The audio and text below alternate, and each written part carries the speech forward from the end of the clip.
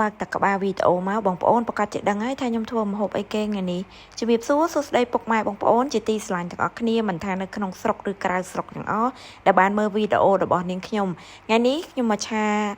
លីហូលជាមួយនឹងអំពិលទុំលើកទី1ហើយដែលនាងខ្ញុំធ្វើមុខម្ហូបមួយមុខនេះរដងខ្ញុំធ្លាប់តែឆាជាមួយលៀសឬមួយក៏ជាមួយនឹងងាវបងប្អូនចាំមើលទាំងអស់គ្នាតើការធ្វើម្ហូបមួយមុខនេះរបស់នាងខ្ញុំតើដូចពុកម៉ែបងប្អូនធ្វើដែរឬអត់ជាដំបូងខ្ញុំចាក់ខ្លាញ់ដាក់ឲ្យក្តៅហើយខ្ញុំចាក់ជាមួយនឹងខ្ទឹមសហើយនឹងម្ទេសចូលសម្រាប់ខ្ទឹមសខ្ញុំដំវាឲ្យរៀងតប៉ែនច្រាំវាឲ្យរៀងល្អិតបន្តិចហើយសម្រាប់ម្ទេសក៏ខ្ញុំហាន់ជាលក្ខណៈកង់កង់ដែរនិយាយទៅខ្ញុំអត់បុកទេម្ទេសបើសិនជាយើងបុកវា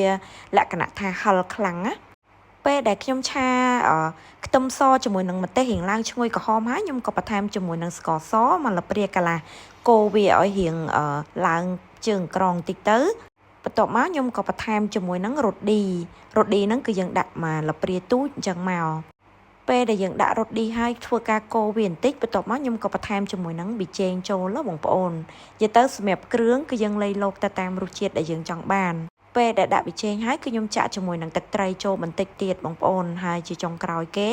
គឺខ្ញុំដាក់ជាមួយនឹងប្រេងខ្យងយើងនឹងឯងនិយាយទៅគ្រឿងទេសគឺយើងដាក់ប៉ុណ្ណឹងមុខបងប្អូនសម្រាប់ឆាលីហូឬឆាងាវអំពិលទុំអីហ្នឹងគឺយើងយកលក្ខណៈបែបជូរប្រៃផ្អែមនិយាយទៅរសជាតិរៀងដិតតិចមកគឺដឹងតែឆ្ងាញ់ហើយបន្ទាប់មកទៀតគឺខ្ញុំដាក់ជាមួយនឹងទឹកអំពិលទុំចូលសម្រាប់ទឹកអំពិលទុំនេះគឺយើងយកអំពិលរបស់យើងហ្នឹងមកត្រាំជាមួយទឹកក្តៅក៏បានទឹកត្រជាក់ក៏បានតែបើសិនជាយើងត្រាំជាមួយទឹកក្តៅវាធ្វើឲ្យសាច់អំពិលរបស់យើងហ្នឹងរីកកាន់តែបានល្អសម្រាប់គ្រឿងគឺយើងដាក់រួចរាល់អស់ហើយបងប្អូនយើងធ្វើការឆាវាឲ្យរៀងខាប់ទឹកហ្នឹងបន្តិចរបៀបឆាអំពិលទុំរបស់ខ្ញុំគឺខ្ញុំលាយគ្រឿងបែបហ្នឹងឲ្យហើយបងប្អូនមិនថាឆាងាវឆាលៀសឆាអីគឺខ្ញុំដាក់ធ្វើបែបហ្នឹងតើពីយើងឆាទឹកវារៀងខាប់បន្តិចហើយយើងក៏ភ្លក់តាមចំណង់ចំណូលចិត្តរសជាតិដែលយើងចង់បានហើយយើងក៏ចាក់លីហូលយើងចូលមកបងប្អូនហើយសម្រាប់លីហូលហ្នឹងកុំឆាវាយូរពេកបើសិនជាយើងឆាវាយូរពេកវាទៅជាលក្ខណៈស្វិតវាអត់មានសាច់ញ៉ាំណាសម្រាប់ការឆាលីហូលរបស់ខ្ញុំនេះគឺខ្ញុំអត់បានយកលីហូលហ្នឹងទៅស្រុះអីទេបងប្អូនគឺខ្ញុំលាងទឹកឲ្យតែស្អាតហើយគឺទុកមួយឡែកហើយឆាគ្រឿងហើយខ្ញុំចាក់ចូលតែម្ដងមើលតាសបល់វាប្រែប៉ុណ្ណឹងមកបងប្អូនយើងចាក់ជាមួយនឹងម្រះព្រៅចូលបងប្អូនយើងចង់ដាក់ជាមួយនឹង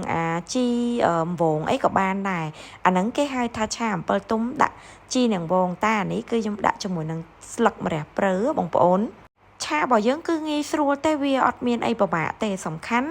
ឆាយើងលាយគ្រឿងអីឲ្យហើយចឹងទៅយើងចាក់លៀសចូលតាមក្រួយចឹងមកវាបានឆ្ងាញ់វាចូលជាតិបានល្អចឹងណាបងប្អូនហើយវាក៏អត់ស្វិតសាច់ដែរ